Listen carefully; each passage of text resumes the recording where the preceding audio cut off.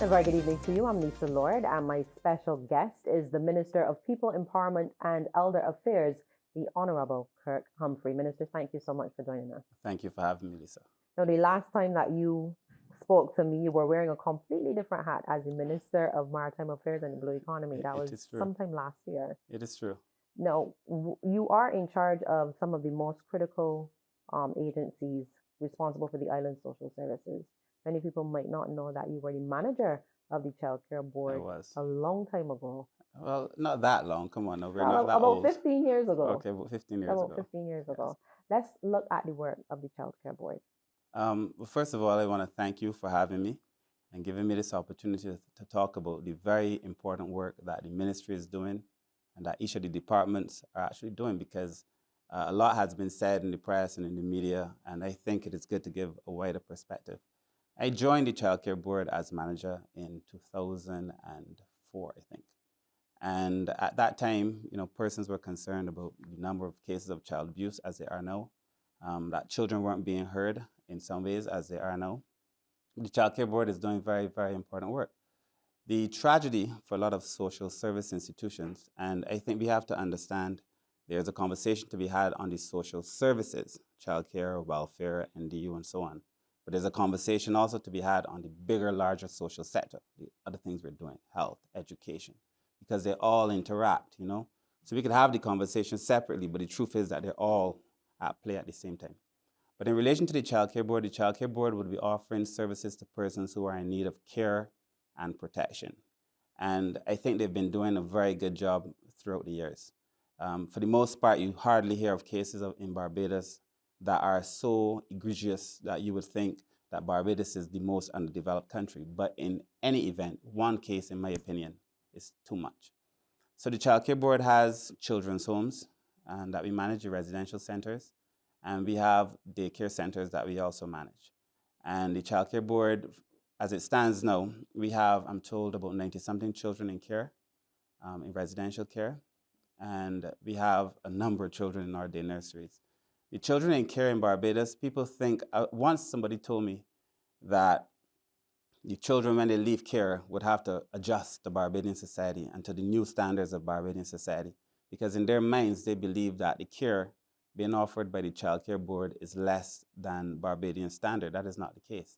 In fact, I would go as far as to say that the care being offered in Child Care Board, in many cases, is better than the standard that many people experience. So, for example, at Christmas, the number of parties, the number of gifts, the concern being shared, the level of training of the staff at the Child Care Board is above and beyond the level of training for many other persons. And I wouldn't be fair to the staff if I didn't mention that during the pandemic, at its highest peak, the staff of the Child Care Board, they were going to work every single day. When schools were closed, residential centers were open, and persons were putting themselves in harm's way to advance the interests of Barbadian children. So if I could say anything about the Child Care Board, it is that they've been functioning well, they've been working well. But of course, the legislation that guides the Child Care Board is old. We're talking about legislation from 1965 or 1969. It is old. There have been some amendments. I think the last set of amendments would have been in the 1990s. But we need to have a comprehensive review of the legislation. We need to have a comprehensive review of the policies that emit as a result of that legislation.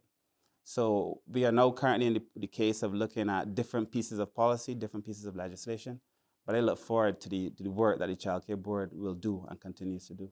And we'll talk about legislation a little later. Mm-hmm. But looking at the Child Care Board, the board reported that it received an increase in sexual and physical abuse incidents in March. How concerned are you as minister about this? Well, to be fair, there has been almost a steady level of child abuse cases for the last few years. During COVID, what one would experience would be a reduction in the reporting. And the reported cases are not necessarily the amount of real cases. Schools were closed, and schools have always been a good conduit for persons to express themselves, for children to express themselves. So I had always anticipated that once schools had reopened, that we would have an increase in the reported cases, because children now are talking to their teachers can identify cases. And also because we spent a lot of time in the recent past promoting, persons desire to speak about child abuse. So I think we would have been out there encouraging persons to speak about child abuse. I would like to think we get more reported cases, but it does not necessarily mean that that's a reflection of more cases. And so my intention over the next few years is to ensure that people speak out and speak up against child abuse. I think one case is too much. But it's almost been relatively steady. Am I concerned about the increasing number of cases? I'm concerned about a single case of child abuse. I am concerned that the power dynamics at play in Barbadian society continues to put children at risk. Persons stay in households where we know that there are elements sometimes that are unhealthy, but they stay because of the economic realities of the particular household. I am concerned about that. I am also concerned that the public believes that sometimes when they report cases that they're not properly investigated, or that the persons who are the perpetrators are not treated to justice the way that they should be treated to justice. And because people may feel that way, sometimes they don't report the cases that they should. The Child Care Board is in a position whereby you cannot say everything that is happening. It is a tightrope to walk. And sometimes I hear things and I read things, but the reality when you investigate it does not necessarily reflect it. So that every case that is reported does not necessarily end up as a case of the person having to take away children. And Barbadians understand if a child goes into care, or if a mother is somehow denied access to her children. But there are other interventions. And for the most part, what the board wants to do is to work with people in the community. So you may not see it, but it could be a case where the child care officer is working very diligently with the mother or with the father or with the household, because we want to keep children in the community. Do I want to see a reduction in child abuse? Absolutely. Do I want to have an increase in reported cases? Absolutely. I want us to investigate every single case that people think is a case of child abuse. And so I hope more Barbadians would come forward and report it, of course. Which leads me to my next question. During the most recent media briefing, you spoke about a child protection bill being brought before cabinet soon, which would see mandatory reporting being a thing. I think that is very important. There are two bills. So the Child Justice Bill, which is going to be before Parliament very soon as well. And that falls on the That falls under Home Minister Affairs. Abrams. That's Home Affairs. And there's going to be a Child Protection Bill. In the Child Protection Bill, this is going to be more related to my ministry. We are talking about care and protection. I have a very strong view, very strong, that we have to do all that we can do to keep children out of the justice system. Very strong. I think when it comes to care and protection, we also have to ensure that we can offer the best care and the best protection. The reason that we are looking to move toward mandatory reporting, and people are saying it's not going to happen, it is going to happen. It is in the draft legislation. We're currently finalizing it now with the CPC, the Chief Parliamentary Counsel's Office. So we're going through the back and forth and fine-tuning the wording and those things. But it is going to happen, because what happens now is that you could have a child who is pregnant at 13, 14. The child doesn't say who the father is. The mother may know, she doesn't say who the father is. Persons in the community have some idea, they don't say who the father is. It's not happening, because then that child and the child of the child becomes, a victim of the whole circumstance. And there is no situation where a 14-year-old child can consent to sex. It is rape. And no matter how you frame it, it is rape. And so because that is rape, and because we have to protect children, we then have to make it mandatory. So that if you know about it, then we're going to ask you to come forward and speak of it. And if the results prove that you knew something I didn't say, well, then you may have to face the consequences of that. But it is just to make sure that we put our children in the safest possible position. But the child protection legislation does other things too, right? It allows us to have the court to have more options, because currently the court is narrowed in the options that they have. So it gives the court a lot more options to be able to engage, to be able to implement certain things to make sure that the children remain safe. It gives the officers greater clarity. I'm saying to you that the legislation that guides the Child Care Board was written in the 1960s with amendments in the 90s. So the reality is that the world has changed. What we once accepted, we no longer accept. I know as a boy, growing up where I grew up, in the Pine, that there would be cases where if a girl is 13 or 14 and she decides that she likes a boy, mothers would be threatening the child, I'm going to put you in Somerville. Yelling at the child, screaming at the child, I'm going to put you in some. And in some cases, They put them in Somerville. Somerville would have been the equivalent of the female government industrial schools, right? And in many cases, that child now has to live with that stigma for the rest of their life. And do we want that for our children? The answer is no. I also feel that a big part of making sure that we deliver justice to children is ensuring that children have the parents, have the tools to parent. And so one of the things that you're going to hear us discussing very soon with the Ministry of Education, but coming to the public soon, is a national parenting program to allow people to better parent and to understand that that which obtained 20, 30 years ago, shouting at a child, beating a child until the skin is raw, embarrassing children on the street, those things. A lot of those things are either abuse, emotional, physical, sexual, neglect. They're all cases, and we take each of them very, very seriously. You have also gone on record recently as saying that cases involving children being abused take too long to go through the court system, and that we should move perhaps to a child court. I totally think so. Look, we have situations. When I was manager of the Child Care Board, so this is old, this is not new. When I was manager of the Child Care Board, there were cases, there's one in particular, I won't speak of it in detail, but there's one in particular that stays on my mind. We had cases of children being abused at 8, 9, 10, sexual abuse. That child then faces the court at 17 or at 18. 10 years later, a child abused at 8, when you engage that child at 18, it's a completely different person. The person evolves as a consequence of the injustice that was dealt upon the child. But when it goes to court, the child comes to court, maybe it's a little rougher in the court, maybe the person had already been through the juvenile system, so the court sees the person as a criminal, as opposed to the child that had been raped or touched or abused in the first place. It takes too long. Then that child has to repeatedly tell that story over and over and over.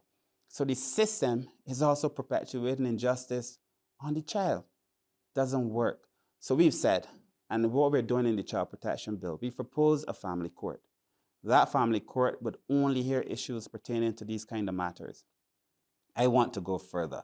I've said to my staff, let us investigate a child court to deal with these matters so that, yes, we drill down, but let's drill down further, so that we give children the kind of justice that they deserve. A lot of the children you see acting up, a lot of the children who actually interplay or interface with the justice system, or who give trouble, or children that we deem to be deviant, a lot of them have had circumstances that have robbed them of their childhood, and a system that does not allow them the kind of justice, and beyond the justice, it does not allow them the kind of support that would allow them to heal and become meaningful citizens in Barbadian society. I think that is wrong. So that is why I think the system needs to be fixed. I say clearly it is broken as it relates to children who've been victim of abuse. It does them no justice.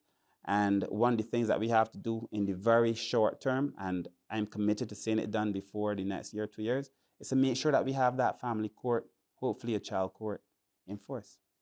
The National Assistance Board is the government's primary agency for care of the elderly and vulnerable persons. Let's look at the work of the NAB. So, I wrote my master's dissertation on the elderly. My first master's dissertation was on the elderly. I looked then at the role of self-help groups like BARP, being able to play a role in advancing the interests of the elderly, like self-help organizations as a tool for development. During the course of my dissertation writing, it became very evident to me that, like most other things in the social sector, we had, fallen behind. But don't get me wrong, Barbados has done extremely well. Barbados is highest still in the Caribbean in terms of our human development. In the last 20 years or so, our value has increased about 11%. So we're doing very well, and we continue to do well. However, there are some pockets of things that we need to re-examine. We need to re-examine, we need to reimagine, and we need to fix. So when it comes to elderly policy, we had done a green paper that I was involved in like 2003, 2002, but it hasn't gone anywhere. We now need to have legislation on the books to address a lot of the elderly issues. The National Assistance Board is guided by the National Assistance Act Cap 48. That is 1969. It's too old. There have been some amendment, but as it relates to elderly people, not any really, except to extend the amount of persons who could sit on the National Assistance Board. So we've just done with PAHO a study that allows us to give a full situational analysis of the current state of things as it relates to elderly persons. And it has shown us a number of things that need to be addressed. We're now looking at a strategic action plan emanating from that first set of work. And then there's going to be policy and there's going to be legislation. And why are these things important? Elderly persons in Barbados continue to be abused. We have cases on report of persons, as you said earlier, in our private conversation before this started, that person sometimes can take people's pension checks. Mm-hmm. That was the case when I did my dissertation. We know of cases where persons claim to be family or are family, move into the homes of the elderly persons in the hope that they could inherit the house, but also to make sure that they could take advantage of the situation, put the elderly person in a room, leave them on the floor, those kind of things. I've said very clearly to the National Assistance Board that you have to investigate thoroughly all of these cases, but the laws on our books are immature. The laws on our book are inadequate, and therefore we need to make the necessary corrections to the legislation so that you have elderly legislation separate and distinct from the legislation that would guide the general populace. And that is one thing that we have to make sure that we do. But I also feel that people think, when they think of the elderly, of this weak, unable to help themselves kind of population. We've done too much work in Barbados to ensure that people live longer, to ensure that not only do people live longer, but that they live well and that they're healthy. To then determine, having done all that work, that persons at 65, 67 should be locked up and locked away when they now have productive capacity, right? So we want to make sure that they can use that productive capacity. I came from the blue economy, but there is an economy called the silver economy that we're not utilizing in Barbados. Persons who at a certain age have a contribution to make. If we were to try to value, for example, what the work that is done in the non-productive sector, in terms of what old people do, in terms of older people do, managing children for persons who are at work, looking after the children or looking out for the neighborhood. I mean, these are simple things that they do. In China, for example, there are schools just dedicated, over 10,000 universities just dedicated to older people so that they could learn new things and teach as well. We have to find a way to engage older persons and to utilize their skills. You don't live that long and don't acquire skills, regardless of whether you've gotten it in a university or not.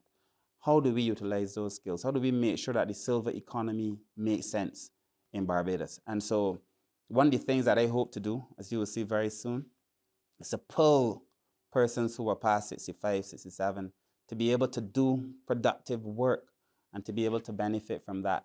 It's something that I hope to explore and examine. The other thing I would want to mention here is that there's also a view held by many that at a certain age, persons should become institutionalized. Institutionalization is the last resort. It is the last resort for children. It is the last resort for the elderly. I feel very strongly that we have to build a system of community-based care so that persons are able to reside in their communities. And if the government must offer support to civil society organizations, or if we must offer support to families so that they can offer the care to the older persons, then we do so, of course, within the context of serious training and so on. So these are things that we have to look at. But as it stands, this is one of the glaring gaps in our social sector provisioning. And if we do not get this one right and get it right soon, we will lose a large majority because we have an aging population. You imagine, we have an aging population that we're not taking full use of. We have an aging population that we're allowing people to exploit. It is ridiculous. And so unless we get this right, we then encourage people to live long, but not to live well. And since we're on the topic of older members of our society, I understand that you have an update on the senior game? Oh, yeah. Well, I wanted so desperately to announce to you that we were going to have the senior games this year. But we have a challenge because the stadium is not yet fit for purpose. And we were going to go to the Usain Bolt. We normally do it on Whit Monday, which is June 6th this year. But the Usain Bolt complex will be relaying their track as well. So we now have a situation where I'm going to take a paper to cabinet very soon. And what we hope to do is to continue to have the other things, because we have dominoes, we have darts, we have netball, we have squash, other things that are not played on the actual day. So the question that I have to finalize in my mind is, are we going to do these other things and not have the track events? And I personally wanted to have the track events Yeah, because they're more popular. they're very popular and it brings out the crowd and it's family oriented. And I love Victor Young. Do you know Victor Young? Of course. Everybody loves Victor Young, right? And I wanted to give, I know he's been training. I know the older people have been training. So even if we can't do it in June, maybe put on something smaller in a little bit later in the month or a few months. Okay. And when can the public expect that announcement? Within the next week. Certainly the public will know exactly what we're doing within the next week. I have to report to the cabinet exactly where we are, but within the next week, surely, in terms of what events, if we're going to have any events, what events, where these events are going to be held, and how the public can participate. Okay. All right, Minister, still a lot to talk about. Stay with us. You're watching One on One. I am Lloyd Gollum, artificial inseminator attached to the Pig Improvement Program in the Ministry of Agriculture. There is a deadly disease lurking on our doorstep. The African swine fever, the ASF, has been detected in the Dominican Republic. This disease is deadly. If that disease strikes, all your pigs can die. For those farmers who usually utilize the traveling boar, both the farmer who receives the traveling boar service and the farmer who operates the traveling boar service must keep their premises clean, disinfect regularly, bathe that animal, keep that boar in a separate pen, if possible downwind from the rest of the herd. When operating the service, take along with you a basin, your brush, and your soap so that you can disinfect before and after. There is a safer alternative. The Pig Improvement Program offers insemination to the general public. And you can get more information about this by simply calling the Ministry of Agriculture 535-5958, 5957, or 5956. When feeding or dealing with your animals, have a set of clothes that is worn only for that purpose. If you're going from your farm to somewhere else, remove those clothes and wash them regularly. Do not feed swill. Swill is all these scraps and pieces of potato peeling that is left over after you prepare your dinner. If that swill contains an infected meat, it can bring that disease onto your farm. We have to be very careful. For this disease, there is no cure, there is no vaccine, there is no treatment. Help us keep African swine fever out of Barbados. Hi, my name is Dr. Ronette Boyne, and we in the Ministry of Agriculture are very concerned about the African swine fever. So what is ASF and how is it spread? ASF is a viral disease that can severely impact our local pig industry on an economic level. ASF can be spread in two main ways. Directly, that is contact between healthy, sick, and dead animals, or even tissue which comes from an infected animal. Or indirectly, like garbage containing infected meat, or even eating swill.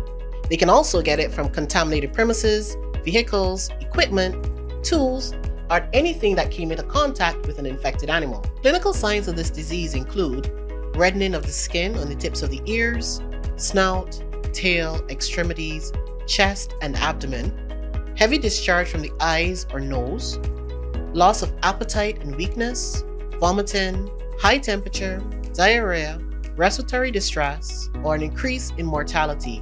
If you suspect ASF on your farm, notify the veterinary services as soon as possible by calling 535-0220 or 0221 or 0226. These simple measures are your best protection. Protect your investment. Help us keep African swine fever out of Barbados.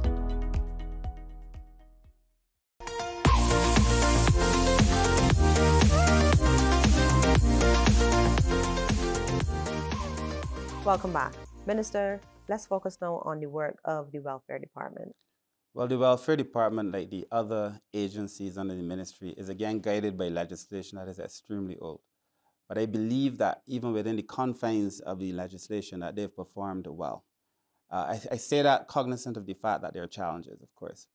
But the Welfare Department offers financial support to many persons. People think of the Welfare Department and they assume that all that the Welfare Department would do is to give people monies here and monies there, and you've heard the comments. I'm sure you've seen them in the press. The Welfare Department offers a much more holistic approach to family intervention.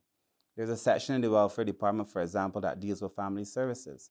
If a child has to go to court, it is the Welfare Department that prepares the report.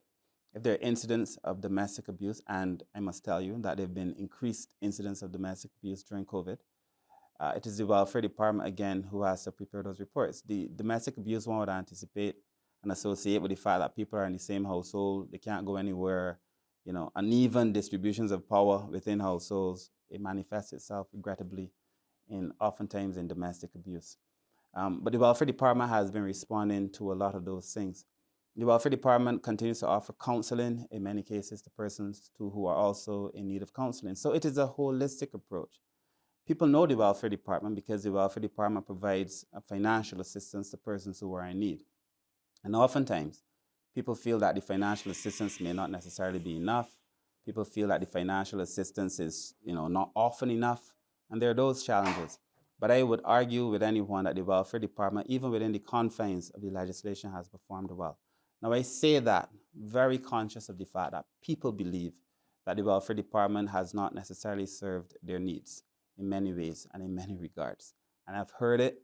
Believe me, I have constituents. They've shared it with me. I've lived a life where I've come into contact with the welfare department. I understand. But here's the reality. In the developed world, or in circumstances where you have a social service agency that is functioning most effectively, you are talking about one social worker to 25 persons. You push it, one social worker to 40 persons. The welfare department officers on average have one social worker to 400 persons. They're dealing with 400 cases. That is way outside the acceptable standard. So they begin at a disadvantage because of the number of cases. So you cannot possibly intervene in all those cases to the extent that you would like. Does that mean we need to have more staff? It is a conversation we need to have. Does it also mean that welfare needs to go in and see which cases we can close? Of course. Does it mean that, for example, persons who have disabilities who will never get off the welfare list because the disabilities are so challenging and so complex, do those cases need to come out and be treated separately? Yes, I believe so, so that we do not count those as cases and so that the care that is provided to those persons is not interrupted over time. So those are some of the challenges that the welfare department has. But if you look at the work that the welfare department has done during COVID, in terms of the care packages, if you look at the work that the welfare department has done in relation to the ASH, when we had the issues pertaining to ASH as well, I mean, it's just been brilliant. It's just been brilliant.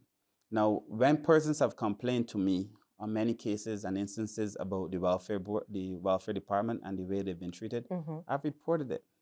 I've said to the welfare department that I understand that the persons are under pressure because, make no mistake about it, the welfare department is under a lot of pressure in terms of the number of cases. In fact, during COVID, that the numbers would have increased, obviously would not have made it any easier.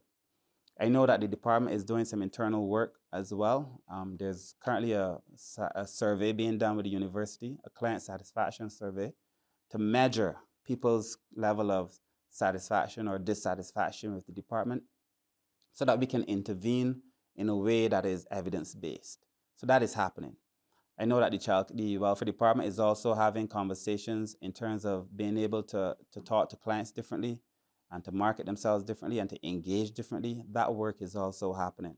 But let us be clear that when you come to the welfare department, you come at a stage where many people are already frustrated, having dealt with a number of circumstances. The last thing that should happen is that when they engage with that department, unnecessarily, they meet further frustration. It should never happen.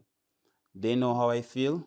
I understand the situations that they're dealing with, and I hope the public gives us some time to be able to work through a number of these things. But we are in the process of working through a number of these things. I also feel like I've spent my whole life looking after people. When I was Minister of Maritime Affairs, I made sure I fixed the jetties for the fishermen. I made sure I fixed the fishing villages and so on, because people matter, right? It's not necessary. I like things, but I love people. So once we go to the People Empowerment Ministry and welfare is created to serve people.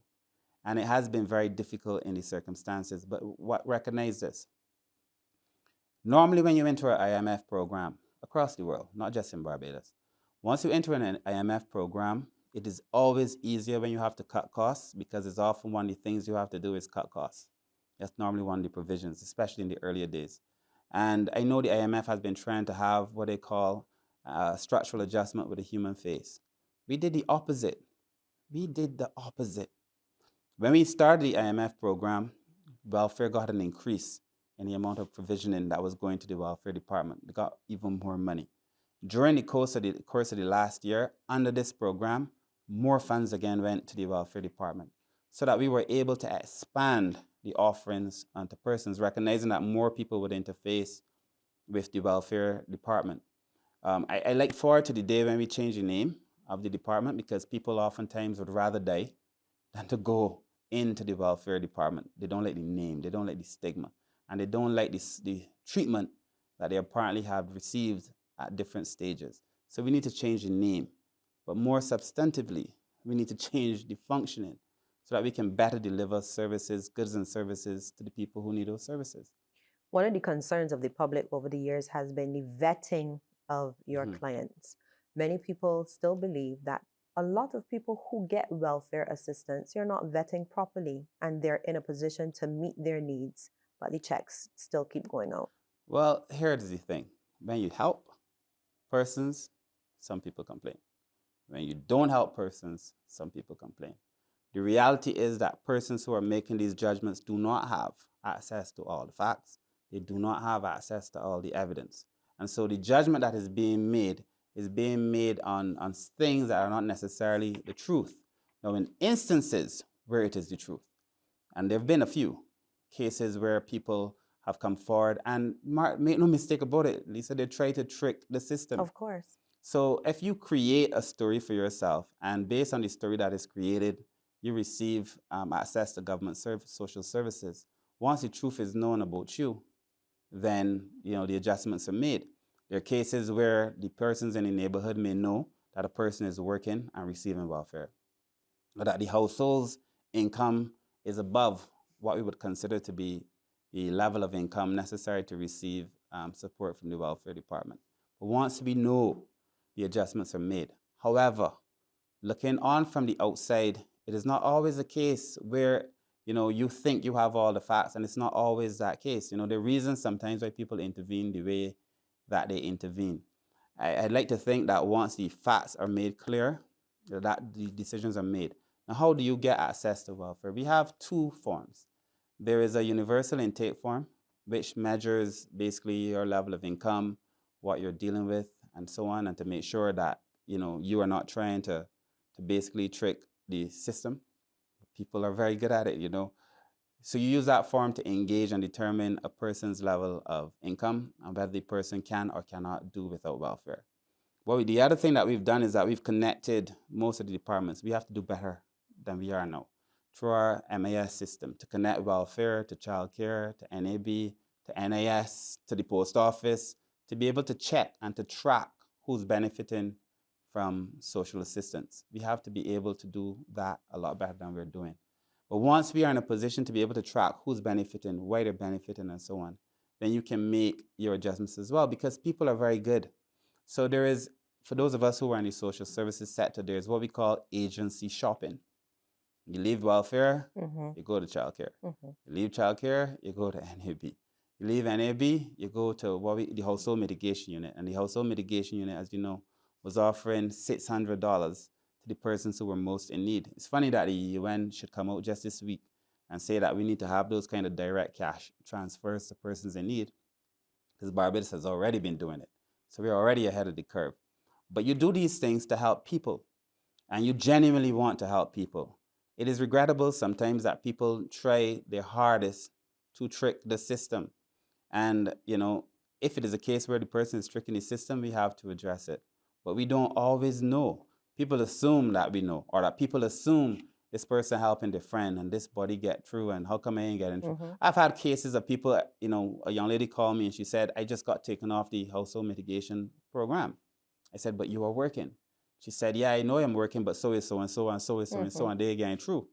And then so you have to do a whole kind of like unlearning, relearning, to see who's deserving of this kind of support. I feel, again, very strongly that we only have a finite amount of resources. We do not have enough to do everybody, even in the best of times. If you know that you are already receiving an income, if you know that you're already benefiting from other social services, well then leave the rest so that somebody else can get access to it. I mean, I can't appeal necessarily to people's consciences. I hope I could. But I know the collective conscience of Barbados is such that when they think something is wrong and it pricks them significantly enough, that the tide moves against them. So the tide, I hope, would move against people so that if you know there's somebody, you don't wait to come to me. You just say to the person, you know, what are you doing? Or big man, what is that you're doing? You know, you stopping so-and-so from being able to access services. So the welfare department is in that kind of a bind. You know, you try to help where you can, criticize. You don't help, you criticize. People come out and they say some of the meanest things about the department, and when the facts are known, I've seen at least 2 instances for sure in the newspaper where a person said some of the most hurtful things about the ministry and the work of the ministry and got a full page story on half the truth. A full page story on half the truth. And then when you investigate it, it's not that, but the welfare department is never going to go into the newspaper or come on your program and tell you the full truth. Your welfare department, child care board, NAB, any professional social service agency is never going to do that. I am hardly ever going to do that, to come and tell persons the truth about individuals. But it is individuals who report in the paper. It is individuals who go on TV. It is individuals who go on social media. And because they tell half the story, and then Barbadians come and it's like, but when you check, those persons and oftentimes are getting support in one way or the other. If it is a situation where it's in relation to the land, oftentimes the land is a case where the landowner who owns the land obviously doesn't want the person to build or be on that land. So you can't necessarily repair the house. If it is a case where the person says they have no income and you check, the person might be getting a pension. These are things that are real. So in the real world, these are the things that are happening. That is why oftentimes when I see these stories, the most I say is, you know, allow the department to do the investigation, allow the facts to surface, or allow the ministry to be able to make a statement in the future that will give greater clarity and sometimes even greater truth to that which is reported. Going back to the point you made about linking the critical social service entities like the Child Care Board, Welfare Department, I know that you're big on pushing a Department of Family Services, which would bring Absolutely. everyone under the same umbrella. That to me is the biggest and most important work right now for the ministry. So I believe that, you know, we've done very well. Barbados has done brilliantly. That is the truth. We've done very well. Successive governments have done enough, in most cases, to be able to offer proper social services. But you have to have a system now that is fit for purpose. And what we built at some point needed to be reviewed. And what we built at some point needed to take into consideration the evolving circumstances, the evolving exogenous shocks that occur in the system, the way people have changed. But you cannot expect to have a system and be so loyal to that system, even when the system no longer serves the purpose that it was created to serve, or even when the system is serving a purpose that no longer exists because the society has so changed. And so there has to be a point where you stop, reflect, you make your adjustments, and you re-engage. I think this is that time. Now, the idea of a restructuring and an amalgamation is not new. This work started in the 1990s. There was a study from as early as 1997, the Roet report, that basically said there was a need for us to amalgamate these departments. We've had studies again in 2002, 2003, 2007. Number of studies, all leading to the same conclusion. The former government had a Ministry of Family, recognizing that family intervention was going to be important. So it's been a conversation. The unfortunate thing is that the conversation has not translated into any reality. It is my duty now to make it a reality. And I'm hopeful that by the end of this year, that Barbadians can have a Department of Family Services. And what is that department going to look like, and why do I think it is important?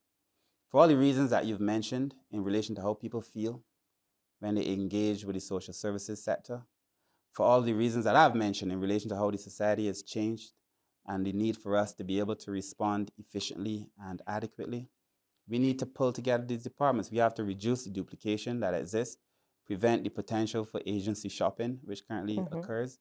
We have to be able to be a lot more effective and a lot more efficient and to respond faster. I also feel that we have to give people an account.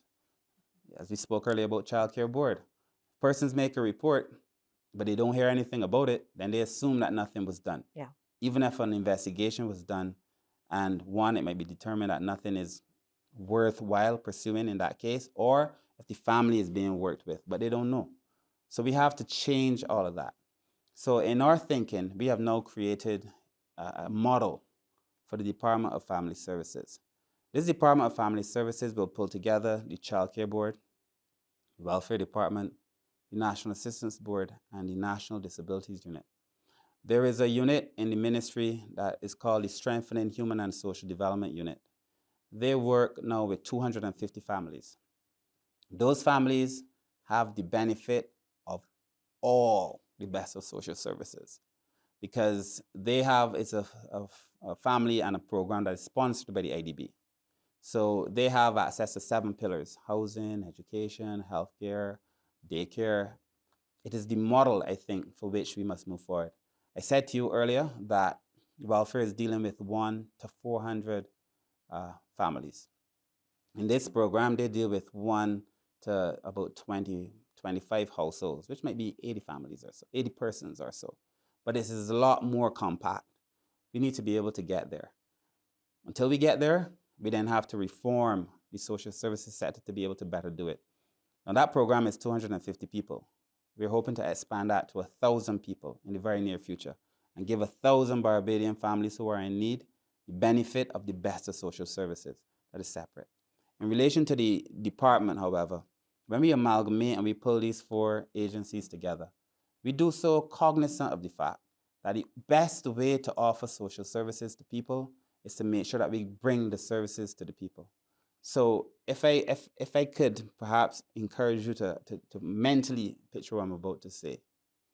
We have basically 2 levels. On one level, we have what we call our satellite offices. Mm-hmm. The satellite offices are going to be located in the communities. So you don't have to leave where you are and visit town.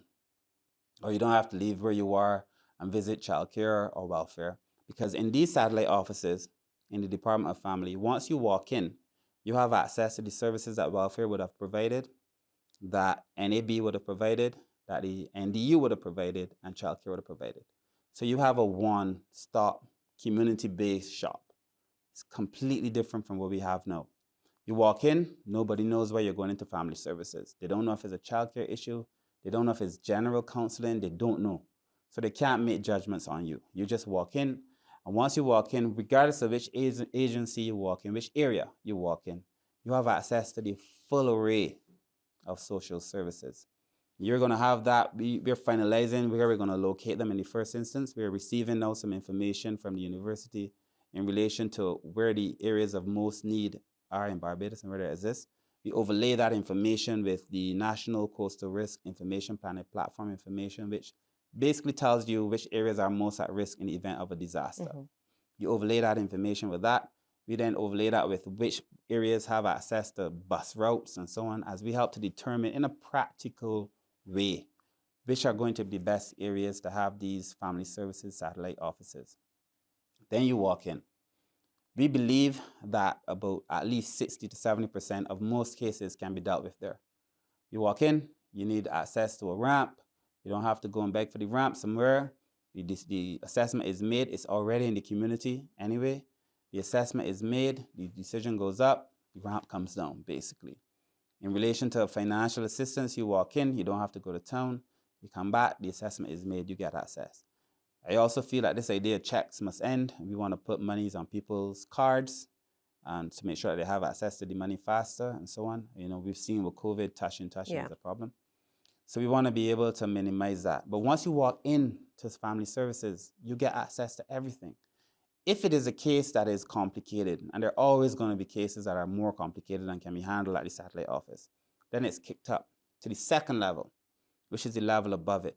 And in that department, we have persons who are assigned to the elderly, persons who are, so that they're never compromised, persons who are assigned to child protection, and following the legislation that we're doing now on the elderly, following the legislation we're doing on children, and one assigned to persons with disabilities, following the legislation that we're doing for persons with disabilities.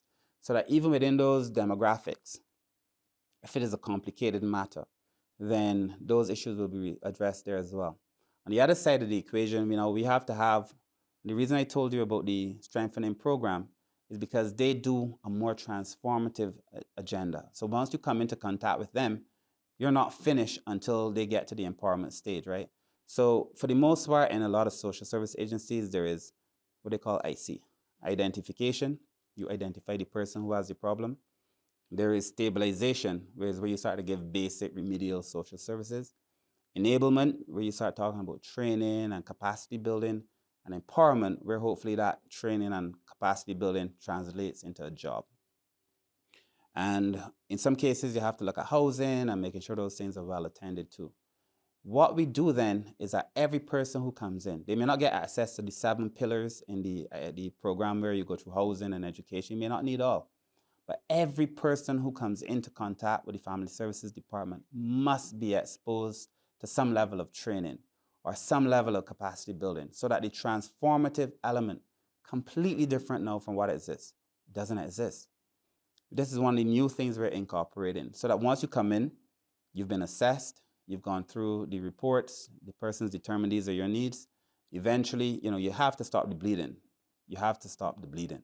So if the person needs food, you provide food. If it is a housing situation, you try to provide housing. Housing is a very complicated situation at the moment, and a lot of our clients need housing, and it's very difficult. Perhaps I can explain that in a second. But then you can go through all of those things. Then we obviously have to be in a position to manage the homes that are offering care, private homes, nurseries, or elderly care. So we have to have regulations in place to be able to manage those, because people should not be exposed regardless.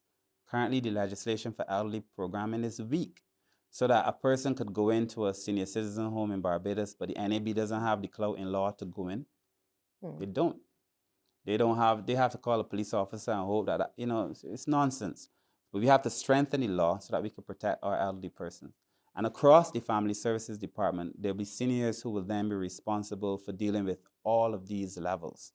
And so we believe that by bringing these together with the MAS system that we already are building, the system is already being built, that would allow these systems to talk to one another. Now, you can't go and trick welfare or childcare or whatever. No, that ends. But more importantly, you have now the benefit of the most efficient social service provisioning ever done in Barbados,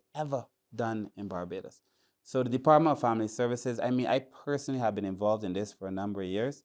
I never knew when I started that I would have the opportunity to come home and to finish it. And I say come home because I'd been in this ministry for most of my professional life. But I never knew I'd have the opportunity to finish it. And it is one of the important things we must finish. This week alone, we met with all of the seniors in the ministry, all of the seniors. And we're working through with the seniors, okay, this is our model. What do you think of it? Does this make sense to you based on your own reality? Because the worst thing you can do as an academic or as a policymaker is to build something, superimpose it on people. That doesn't work. So we're working, okay, tell me what you like about it. If it doesn't work, we take it out. But based on your input, can this work? Can this not work? So we're meeting again on Monday to continue that fine-tuning. We meet on Wednesday with all the former ministers we've invited. I hope they all come. All of the former ministers, either of social care, social transformation, or family. Both sides, BLP side, DLP side. Because our welfare has nothing to do with politics. When elections are done, if you're hungry yesterday, you're still hungry. So at the end of the day, we bring in all of these people together, and we're working through with the ministers in your vision. Because I've said to you, every single administration and government has made a commitment to restructure. So in your vision, does this work? Okay, have we made the necessary adjustments so that we have the benefit of that? Then we go to have a conversation with the unions. We have a conversation with the social partnership. We have a final agreement, and then we return to cabinet. And hopefully by the end of the year, we have an announcement that we have a Department of Family Services. I feel it is critical to be able to help the most vulnerable groups in Barbados. COVID has shown me, and everybody knows, but people who were exposed before COVID, before the ashfall, before the hurricane, before the freak storm, those persons are even more exposed as a consequence. Poor people are the first to be hurt in the event of these things. Vulnerable people are the first to be forgotten. So I feel like, it is on me, really, because we started this thing so long, Lisa. We have to be able to finish it. I mean, hurricane season is upon us now. I feel as if I had my department up and running, that I'd be in a better position to service the persons who might need help. Hopefully we don't have a hurricane, though. You mentioned vulnerable persons. Some of the most vulnerable persons in Barbados are persons with disabilities. The National Disabilities Unit falls under your ministry. Are you pleased with the progress in terms of these persons are Barbados becoming more inclusive? In a word, no. I don't think we've done enough. I think there's a lot of distance to be made up. I've said my two priorities. I mean, I care about everything, of course, but my two priorities are persons with disabilities and the elderly. I've said it before, I'm saying it again now. In relation to persons with disabilities, I know there is a conversation we're having now with the Council for the Disabled in relation to a fully accessible Barbados. That's a dream. As it stands right now, it's just a dream, because we do not have a fully accessible Barbados. We are about to announce 2 car parks in town that will be assigned specifically for the persons with disability, that they could park there anytime. And it's a big deal. I'm happy that it's happening, but that in 2022, that's a big deal, tells me that we have work to do. We have a lot of work to do. We really want to have a fully accessible Barbados. So what does that mean? I mean, there are things that we have to do. We build new roads, but we don't have roads that are disabled friendly. They hardly have ramps, or the roads are so uneven, disabled persons with physical disabilities can't even traverse them. Or, in town, the potholes along the corners where they use it, stick that, it's too much.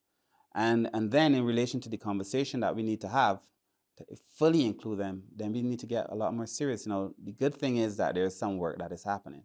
And the NDU the National Disabilities Unit has done a lot of work, and they continue to do a lot of work.